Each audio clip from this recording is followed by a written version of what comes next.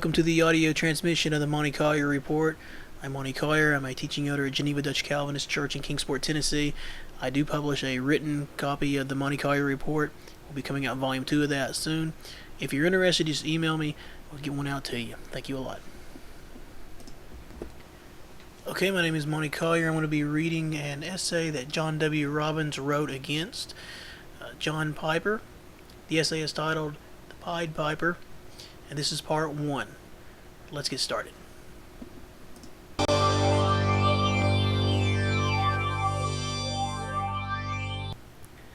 Who would have thought 20 years ago that biblical Christianity would have virtually disappeared from so-called Presbyterian and Reformed churches in the United States by the end of the millennium, and that in the year of our Lord 2002, the major theological battlefront in those churches would be the gospel, the doctrine of justification by faith alone?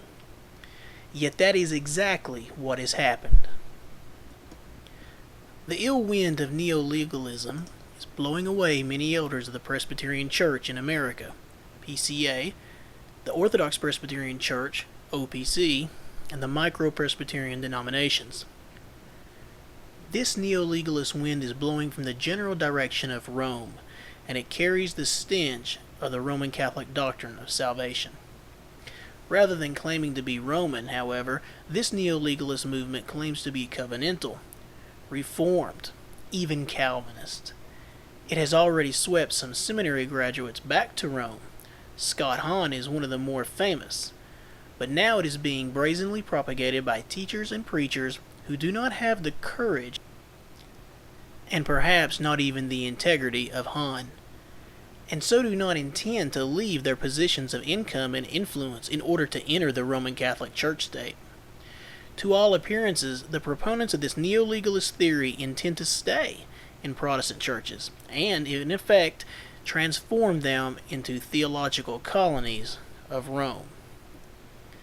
Of course, they deny that they are doing any such thing, and assert they are rediscovering a rich tradition that the Reformation, or the usual interpretation of the Reformation, has obscured. One of their tactics is to reinterpret the Reformers, so that they said something different from the Romanists, but not much different.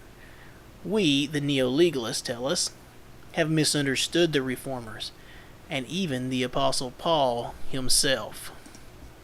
In Reformed circles, this movement is associated with names such as Norman Shepherd, who is Christian Reformed, formerly on the faculty of Westminster Seminary; Richard Gaffin, OPC, presently on the faculty of Westminster Seminary; John Frame, PCA, formerly on the faculty of Westminster Seminary, now on the faculty of Reformed Seminary; Peter Leithart, PCA, currently on the faculty of New St. Andrews College in Moscow, Idaho; Peter Lilbach, PCA, currently on the faculties of Reformed Episcopal Seminary and Westminster Seminary, and many others.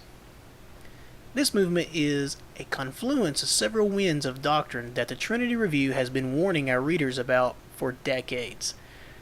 The Reconstructionism theonomy of Rushdoony, North, Bonson, and their disciples, the theology of paradox of Van Til and his disciples, the neo-orthodoxy of Barth and his disciples, and also the redemptive historical hermeneutic of Voss and his disciples. These winds of doctrine have combined into a bitter nor'easter of neo-legalism that denies or renders insignificant individual election to salvation, and zealously condemns individualism, denies that faith is assent to understood propositions, and belittles or denies propositional and literal truth, denies that faith alone justifies, denies that knowledge is necessary for salvation, and condemns those who insist on knowledge as Gnostics, denies the covenant of works, denies the meritorious work of Christ, denies the imputation of the active righteousness of Christ to believers, asserts that water baptism regenerates, washes away sins, and is necessary for salvation, asserts that believers can lose their justification and salvation, asserts that the final justification of believers depends on their performance, asserts that God accepts, less than perfect obedience for fulfilling the conditions of salvation. Asserts that persons who are neither elect nor believers of the gospel are nevertheless members of the covenant. Asserts infant communion. Asserts that good works are necessary conditions to obtain or retain salvation. Asserts that chronological theology is superior to systematic theology. Asserts that eschatology is soteriology.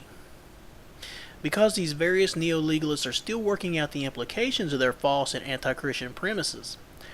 First, not all neo-legalists have yet arrived at all these conclusions. Second, they disagree with each other on details. And third, more conclusions are still being developed. But enough has been published already to recognize here a virtual rediscovery of the soteriology of Romanism.